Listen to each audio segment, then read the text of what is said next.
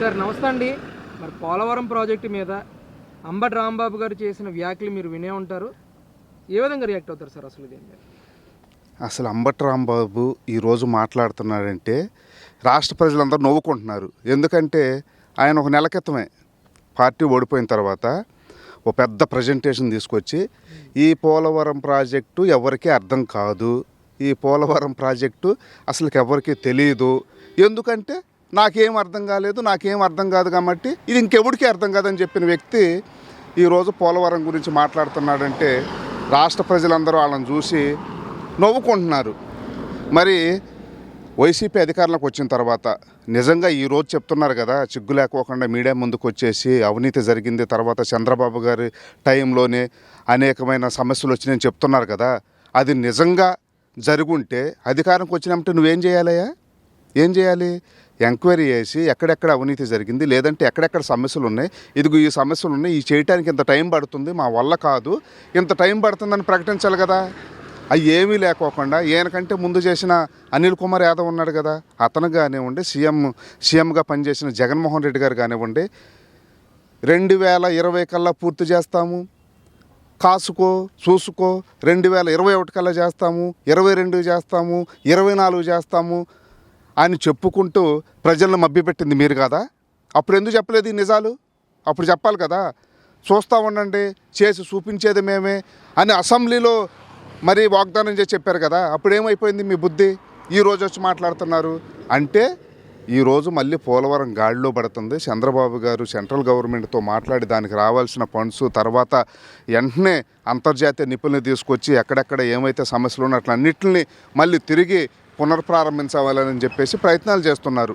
ఇవన్నీ చూసి మళ్ళీ చంద్రబాబు గారి హయాంలోనే తప్పనిసరిగా పోలవరం మళ్ళీ నిర్మాణం పూర్తవుతుందా, పేరంతా ఆయనకే వస్తుందనే ఒక కక్షతో ఏమీ దొరక్క ప్రభుత్వం ఏ మంచి చేసినా కానీ దాన్ని రాజకీయంగా వీళ్ళు ఏదో ఒకటి చేయాలన్న ఉద్దేశంతోనే అంబటి రాంబాబు కానివ్వండి, వాళ్ళ సోషల్ మీడియా కానివ్వండి, సాక్షి ఛానల్ అట్టి వాళ్ళందరూ కూడా విష ప్రచారాన్ని చేస్తున్నారు. ఇది రాష్ట్ర ప్రజలందరూ అర్థం చేసుకోవాలి. నిజంగా నీతిగా నిజాయితీగా నిజంగానే తప్పు జరిగిందని ఉంటే అధికారులకు వచ్చినమ్మంటే 2020లోనే ఇదిగో ఈ సమస్య ఉంది, దీన్ని ఇప్పుడు పూర్తి చేయలేము అని చెప్పేసి ప్రజలు చెప్పేవాళ్ళు, అసెంబ్లీలో ప్రకటించేవారు. అవి చేయలేదు, చేయకోకుండా మభ్యపెట్టింది వీళ్ళు, 5 సంవత్సరాలు కాలయాపన చేసింది వీళ్ళు, వీళ్ళకి అవసరమైన కంపెనీకి ఇచ్చుకుంది వీళ్ళు, కంపెనీని పంపించేసి అంటే డబ్బుల కోసం కమిషన్ల కోసం ఇచ్చేసి అసలుకి ఏం జరిగిందో చెప్పుకోకుండా వచ్చేసినామంటే రివర్స్ టెండరింగ్ అని చెప్పేసి కంపెనీని మార్చి ప్రజలను మోసం చేసి రాష్ట్రానికి అన్యాయం చేసింది వైసీపీ పార్టీ నాయకులు.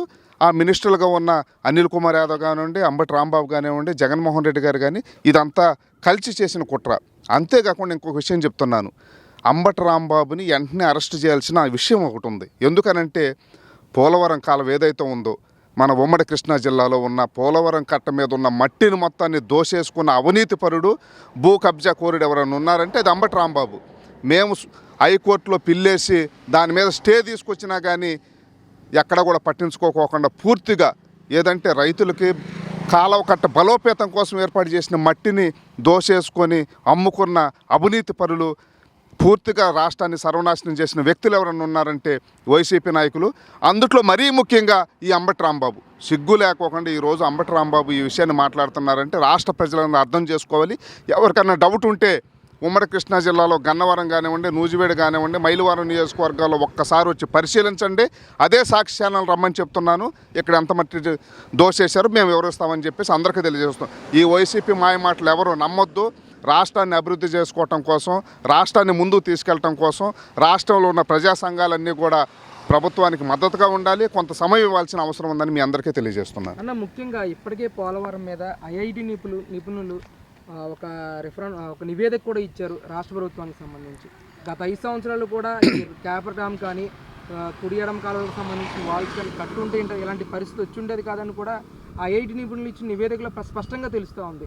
అసలు దీని మీద అంబటి రాంబాబు గారు మాట్లాడకపోవడాన్ని ఎలా చూడొచ్చు అంటారు? అసలు అదే కదా ఇప్పుడు ఏం చెప్తున్నారు, 5 సంవత్సరాలు వీళ్ళు ఏం చేసింది? ఏమీ చేయలేదు.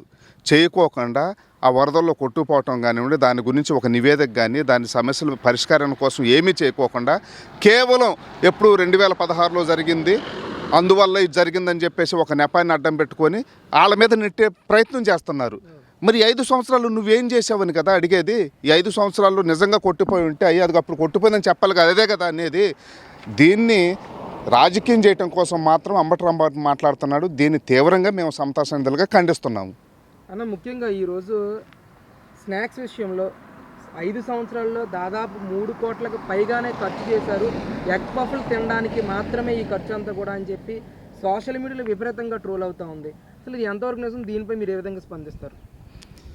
జగన్మోహన్ రెడ్డి అధికారంలో రాకముందు చంద్రబాబు గారు ప్రభుత్వ కార్యకలాపాలకి విపరీతంగా డబ్బు ఖర్చు చేస్తున్నారు, నేను వచ్చిన తర్వాత అన్నింటినీ కంట్రోల్ చేస్తానని చెప్పి ప్రజలకు నమ్మించి అధికారంలోకి వచ్చిన తర్వాత విపరీతమైన ప్రచారం పిచ్చానికి. అంటే జగన్ ఎక్కడన్నా ఉండాలని. తర్వాత ఆయన తాగే వాటర్ బాటిల్ కానివ్వండి, ఆయన ఎగ్ పఫ్స్ తింటానంటే దాదాపుగా 100% తినేసే ఉండొచ్చు. ఎందుకనంటే ఆయన ఎక్కడ బయట ప్రజల్లో కానీ బయట ఎక్కడ తినటం కానీ బయట ఉండటం కానీ ఎక్కడ ఉండరు. ఆయన ఎక్కడ కూడా ప్యాలెస్లోనే ఉంటారు. ఆ ప్యాలెస్ల్లో ఆయన కావాల్సినవి తెప్పించుకొని ఆయన కుటుంబ సభ్యులు, ఆయన మంత్రివర్గంలో ఎవరైతే ఉన్నారో వాళ్ళు తినడానికి అలవాటు పడిపోయారు. ప్రజల సొమ్ముని తినేశారు, రాష్ట్ర ఖజానాను దోసేసుకున్నారు. ఈ విధంగా అనేక రకాలు. ఎందుకంటే ఆయన ఎంత విపరీతంగా ప్రభుత్వ సొమ్మును ఖర్చు చేశాడనంటే 8 కిలోమీటర్లకి హెలికాప్టర్ వేసుకొని వెళ్ళిన వ్యక్తి అది చేయలేదంటే ఎలాగా? కంపల్సరీగా చేసే ఉంటాడు. ఇంకా చాలా చేశాడు ఆయన. వీటన్నింటిని బయటికి తీసుకురావాల్సిన అవసరం ఉంది.